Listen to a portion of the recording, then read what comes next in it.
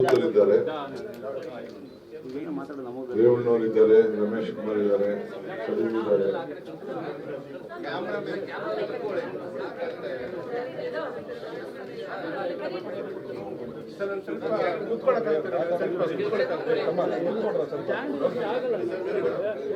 ಇದು ಶಾಂತಿ ಸಭೆ.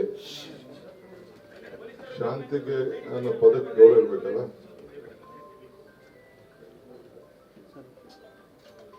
ನಮ್ಮ ಪೊಲ್ಲಂ ರಾಜು ಎಸಿಸಿ ಪ್ರತಿನಿಧಿ ಮತ್ತು ಮಾಜಿ ಕೇಂದ್ರ ಮಂತ್ರಿಗಳಿದ್ದಾರೆ. ರಾಜು ಇದ್ದಾರೆ, ನಮ್ಮ ನಿವೇದಿತ ಆಳ್ವ ಇದ್ದಾರೆ, ಇನ್ನು ಬಹಳ ಜನ ಎಲ್ಲ ಮುಖಂಡರೆಲ್ಲ ಇದ್ದಾರೆ, ಚೇರ್ಮನ್ಸ್ ಇದ್ದಾರೆ, ಕಾರ್ಯಕರ್ತ ಎಲ್ಲ ಸೇರಿದೆ.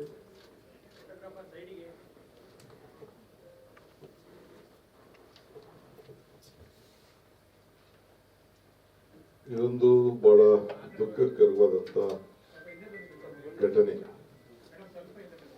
ಒಬ್ಬ ಸ್ನೇಹಿತ, ಒಬ್ಬ ಕಾರ್ಯಕರ್ತ, ಒಬ್ಬ ಮುಖಂಡ,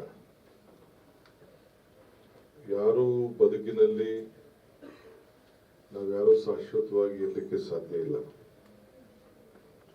ಆದರೆ ಆದರ್ಶ ಇಲ್ಲದೆ ಬದುಕಿದರೆ ಬದುಕಿಗೆ ಅವಮಾನ.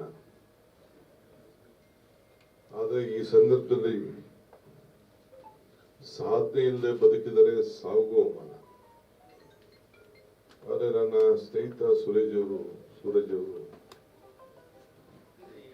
ಬಹಳ ಆದರ್ಶ ಜೀವನವನ್ನ,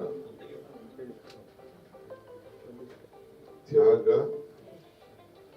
ಪ್ರಾಮಾಣಿಕತೆ, ಕರ್ತವ್ಯ ಪ್ರಜ್ಞೆ, ಈ ಮೂರನ್ನ ಅಳವಡಿಸಿಕೊಂಡು ಯಾವ ಅಧಿಕಾರ ಕೂಡ ನನ್ನ 25-30 ವರ್ಷದ ಸ್ನೇಹದಲ್ಲಿ ಯಾವುದೂ ಕೇಳಲಿಲ್ಲ. ಆ ರೀತಿ ಪಕ್ಷನೇ ಬಹಳ ಮುಖ್ಯ ಅಂತ ಹೇಳಿ ದೇವರಾಜ ಅವರ ರಕ್ತ ಮೈಯಲ್ಲಿದ್ದಕ್ಕೆ ಅದನ್ನು ಅಳವಡಿಸಿಕೊಂಡು ಇವತ್ತು ನಮ್ಮನ್ನೆಲ್ಲ ಬಿಟ್ಟು ಹೋಗಿದ್ದಾರೆ.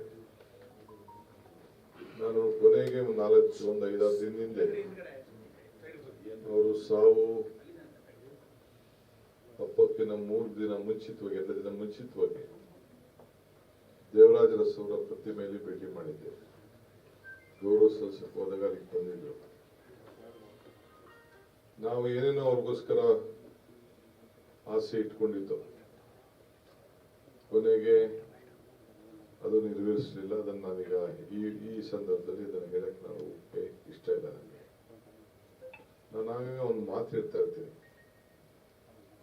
ಮನುಷ್ಯನ ಹುಟ್ಟು ಆಕಸ್ಮಿಕವಾದದ್ದು, ಸಾವು ಅನಿವಾರ್ಯ, ಜನನ ಉಚಿತ, ಮರಣ ಖಚಿತ ಅಂತ.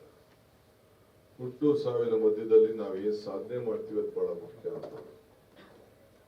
ಆದರೆ ಸೂರಜ್ ಅವರ ಸಾಧನೆ ಪಕ್ಷದ ನಿಷ್ಠೆ ಮತ್ತು ತ್ಯಾಗ, ಇವೆರಡೂ ಕೂಡ ಅವರು ಮಾಡಿಕೊಂಡು ಬಂದು ಇವತ್ತು ನಮ್ಮನ್ನ ಕರೆದಿದ್ದಾರೆ. ಒಬ್ಬ ದೇಶದ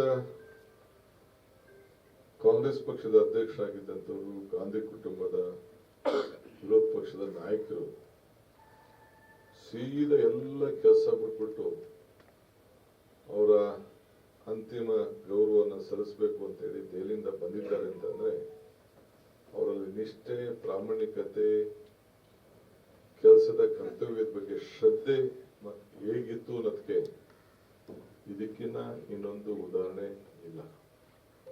ಆ ರೀತಿ ಅವರು ನಡ್ಕೊಂಡು ಬಂದಿದ್ದಾರೆ. ಸೊ ಇವತ್ತು ನಾವೆಲ್ಲ ಕಾರ್ಯಕರ್ತರುಗಳು, ನಾನು ಚೀಫ್ ಗೆಸ್ಟ್ ಅಂತ ಹೇಳಿ ಬಂದಿಲ್ಲ, ನಾನೊಬ್ಬ ಕಾರ್ಯಕರ್ತ, ನಾನು ಅವನೊಬ್ಬ ಸ್ನೇಹಿತ. ಆ ದೃಷ್ಟಿಯಿಂದ ಆತನಿಗೆ ಒಂದು 4 ನುಡಿ ನಮನಗಳನ್ನ ಅರ್ಪಿಸಬೇಕು ಅಂತೇಳಿ ನಾವೆಲ್ಲ ಇಲ್ಲಿಗೆ ಬಂದಿದ್ದೇವೆ. ಸೂರಜ್ ಅಂದ್ರೆ ಸೂರ್ಯ, ಬೆಳಕು ಕೊಡುವಂತ, ಕೊನೆಯ ಉಸಿರು ಕೂಡ ನಗನಗ್ತಾನೆ ತನ್ನ ಉಸಿರನ್ನ ಹೇಳಿದ್ದಾರೆ. ನಾನು ಅವರ ಕುಟುಂಬ, ಮಕ್ಕಳು, ಅವ್ರ ತಂದೆ ಕೂಡ ನನ್ನ ಬಲ್ಲೆ. ಫಸ್ಟ್ ನಾನು ವಿದ್ಯಾರ್ಥಿ ನಾಯಕನಾಗಿದ್ದಾಗ ಎಲೆಕ್ಷನ್ ಅಲ್ಲಿ HKS ಕಾಲೇಜ್ ಗೆದ್ದಾಗ ಮಲ್ಲೇಶ್ವರಂ 11th ಕ್ಲಾಸ್ಗೆ ಅವ್ರ ಮನೆಗೆ ನನ್ನನ್ನು ಕರ್ಕೊಂಡು ಹೋಗಿದ್ದು ನಮ್ಮ ಹುಡುಗರುಗಳೆಲ್ಲ. ಅವ್ರ ತಂದೆ ಕೂಡ ಬಲ್ಲೆ. ಅವ್ರ ತಂದೆ ನಮ್ಮ ಕ್ಷೇತ್ರದವರು, ಸಾತೂರ್ ಕ್ಷೇತ್ರಕ್ಕೆ ಚನ್ನಪಟ್ಟ ಒಂದು ಭಾಗ.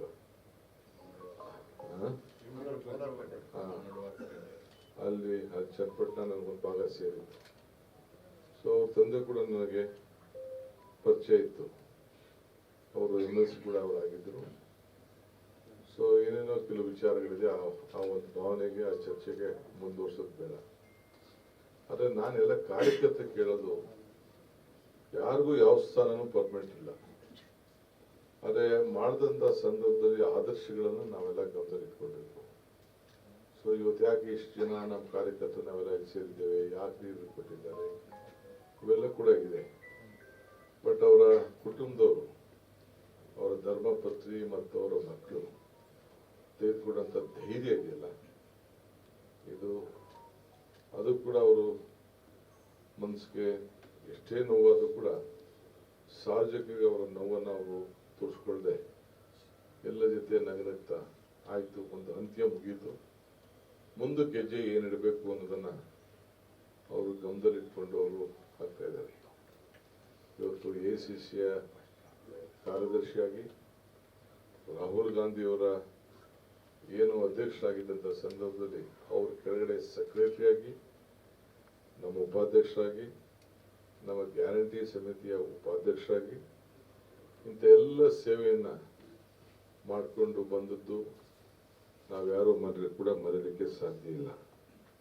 ಸರಳ, ಮಿತ, ಸ್ನೇಹಜೀವಿ ಸಮಾಜಕ್ಕೆ ಒಬ್ಬ ಕಾರ್ಯಕರ್ತನಾಗಿ ಇವತ್ತು ನಡ್ಕೊಂಡು ಬಂದಿದ್ದಾರೆ.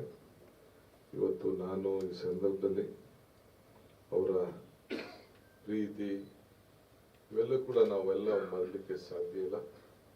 ಅನೇಕ ಸ್ನೇಹದಲ್ಲಿ ಹೃದಯಗಳನ್ನು ಗೆದ್ದಿದ್ದಾರೆ. ಅದಕ್ಕೆ ನಾವೆಲ್ಲ ಈ ಸಂದರ್ಭದಲ್ಲಿ ಬಂದು ಅವರ ಆತ್ಮಕ್ಕೆ ಶಾಂತಿ ಸಿಗಲಿ ಅಂತೇಳಿ ಅವರ ಮೌನ ಆಚರಣೆ ಮಾಡಲಿಕ್ಕೆ ಬಂದಿದ್ದೇವೆ.